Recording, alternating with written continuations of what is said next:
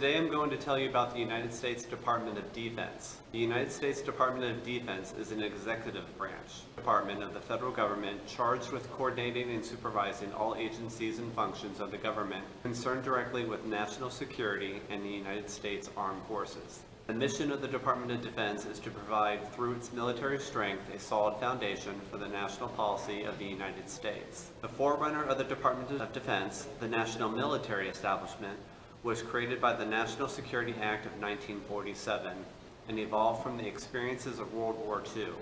While combat and service components of the departments of the Army and Navy fought together in various theaters of operation under unified direction of overseas commanders, the individual military departments reported separately to the President. The conflicting and competitive policies of these departments prevented a truly effective, coordinated, and unified military effort. To overcome this organizational deficiency, the National Military Establishment was created, and the cabinet post of Secretary of Defense was established to provide overall policy and direction of the military departments without destroying their individual identities. The original National Security Act of 1947 provided the Secretary of Defense with limited authority and staff to exercise control.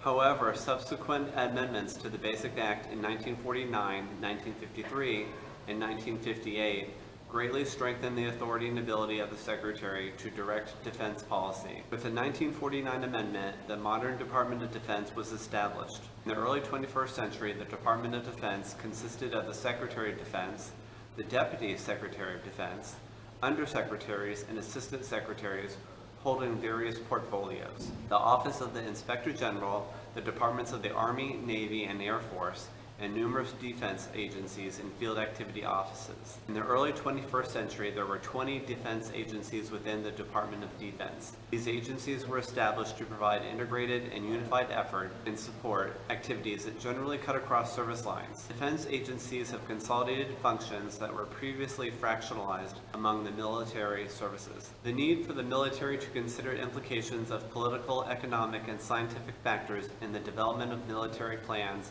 and military advice requires that senior military officers have a broad education in these disciplines. To this end, the military departments have established an extensive continuing education system for their officers. Included in this educational system are joint service schools such as the Joint Forces Staff College and the National Defense University, as well as individual service schools such as the Naval War College, the Air University, and Army War College.